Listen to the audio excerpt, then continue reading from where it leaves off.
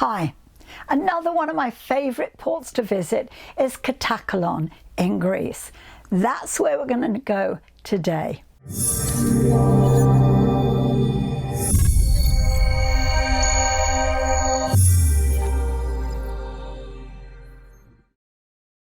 Hi, I'm Jen Obridge, I'm the Cruise Queen.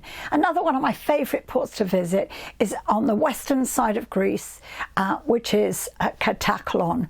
It's not an island, although some people think it is because you visit on a cruise ship, but Katakolon is quite a small fishing village, harbour, tourist attraction. And when you dock in Katakolon, you get off the ship and you walk a couple of 100 metres and you're right there in the heart of Katakolon, which is one street, shops both sides, a couple of little back street areas, but not much to see. Lots of shops, lots of friendly people, lots of nice little cafes. All along the front there's a bunch of restaurants and cafes, so you can go and do a little bit of shopping, sit down, have a drink, or coffee, or a glass of wine, or buy an ice cream, or whatever, or have lunch. I love to have lunch in Katakolon. Now the thing about Katakolon is the main reason that ships dock in Katakolon is because it's the launching pad to Olympia. And when you come off the ship, as I said, you walk a couple of 100 yards and you're there on the main street.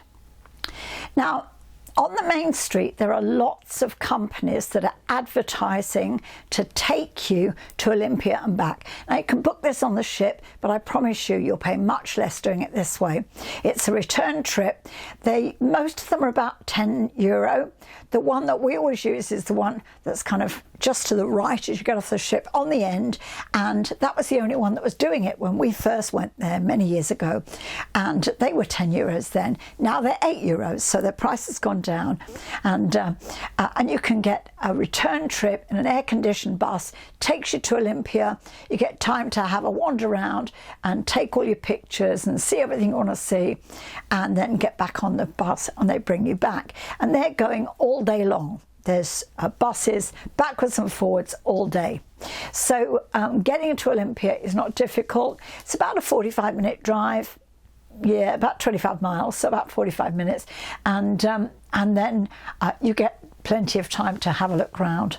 There's nothing there though except ruins, so do take water with you to keep hydrated while you're walking around in the sun. It doesn't cost you anything to go in to Olympia, so all it's going to cost you is your €8 per person return.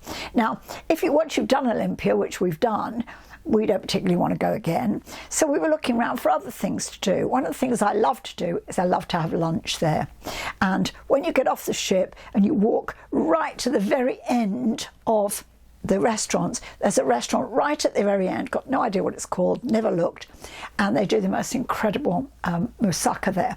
And our friends that were with us, he had sardines. He said they were incredible. So whether you want sardines or whatever it is you want, but I always have moussaka and I love it there. So go and have a glass of wine and moussaka at that restaurant. I'm sure it's not the only restaurant that does good moussaka, but I tried it there, loved it, so I always go back. But one of the things we did last time was there's a little train thing that goes up into the hills, and we'd never really done it. You can get a horse and buggy, and we'd never done that because we'd always just kind of wandered. We'd get off, we'd go for a wander, go in the shops, have a glass of wine and get back on the ship. But this time I'll sometimes have lunch, which is what we did. But this time we thought, well, we've got a few hours, let's hop onto this little train. I think it was €6 or €7 for the train. I think the horse and cart thing was €5, so around that price. So we got on this little train and it took us up past a vineyard and all up these little windy roads, and it tells you what they're doing. They give you a little commentary as you go. And we had like a little traffic jam where we were trying to get past. One was coming down and one was going up, and that was quite fun. And they took us up to like a cafe area where it overlooks a rocky beach and a beautiful, there was a little bit of sand there. You could have gone up there and spent the day there or spent a few hours there if you wanted to, because these little trains go up and down again all day long. And so we sat there and had a a drink while we were overlooking the beach for a little while, and then got back on the train. One of the things that we would do next time, which we didn't have time to do, is we would get off at the vineyard, because you can get off at the vineyard, pay a couple of euros, and you can go and have a tour of the vineyard and taste of the wine, which I will do next time we go. So again, that's something to do. So is it worth visiting? Very picturesque, beautiful little town, lovely people, lots of lovely places to hang out, and little trips that you can do out of Katakolon. So visit Olympia, but don't think that's all there is to Katakolon. It's got a lot more to give. Hope this was of interest to you. If it has been, please hit the subscribe button, give me the thumbs up, hit the notification bell. I'm Jan Obridge, I'm the Cruise Queen. Have an awesome day. Bye.